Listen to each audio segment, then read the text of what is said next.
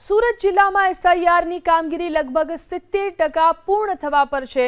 તેવામાં નાયબ મુખ્યમંત્રી હર્ષ સંઘવી અને સીઆર પાટીલ એસઆઈઆરની કામગીરીની સમીક્ષા કરવા માટે કેમ્પમાં પહોંચ્યા। તેમણે એસઆઈઆરની કામગીરીની ન માત્ર સમીક્ષા કરી પરંતુ આ કામગીરીમાં ઘણા દિવસથી દિવસ રાત મહેનત કરતા બીએલઓ સાથે વાતચીત કરી અને તેમની સમસ્યાઓ જાણી। હર્ષ સંઘવીએ બીએલઓને ભોજન પીરસ્યું। આ સમયે બીએલઓએ પણ એસઆઈઆરની કામગીરી અંગે જોશ વ્યક્ત કર્યો અને એસઆઈઆરની કામગીરીમાં કોઈ દબાણ ન કરાતું હોવાનું પણ મત વ્યક્ત કર્યો।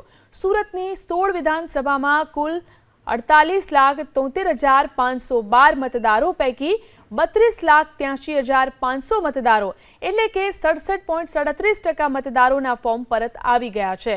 હર્ષ સંઘવીએ મતદાર નોંધણી અધિકારીઓને તેમના વિસ્તારના લોકોને જાગૃત કરી અને ખાસ કેમ્પમાં બાકી રહી ગયેલા મતદારોના ગણતરી ફોર્મ ભરાવી અને પરત મેળવવા માટે અનુરોધ કર્યો છે। આજે હું મારા મત વિસ્તારના સૌ નગરજનો વતી આ બીએલઓ ભાઈ બહેનોને લોકશાહીના પર્વને વધુ મજબૂત બનાવવા માટેના પ્રયાસ બદલ એમનો આભાર માનવા આવ્યો હતો। અને મેં જોયું ઘણા ભાઈ બહેનો એવા છે કે જે બાળકીને સાથે લઈને આવ્યા છે અને સાથે સાથે હું મારા કાર્યકર્તાઓ ભારતીય જનતા પાર્ટીના કાર્યકર્તા અને સામાજિક આગેવાનોનો બી આભાર માનું છું, જે દરરોજ સાથે રહીને આ લોકો જે રાત દિવસ કામ કરે છે એમની જોડે ઊભા રહ્યા છે, એમની નાની મોટી મદદ કઈ રીતે કરી શકે એની ચિંતા કરી રહ્યા છે।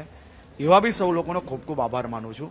લોકશાહીના પર્વને મજબૂત બનાવવા બદલ આજે હું તમામ ક્ષેત્રની અંદર મારા બીએલઓ ભાઈ બહેનોને માટે ક્યાંક મને હાથોથી ભોજન પીરસવાનો અવસર મળ્યો તો ક્યાંક નાસ્તો કર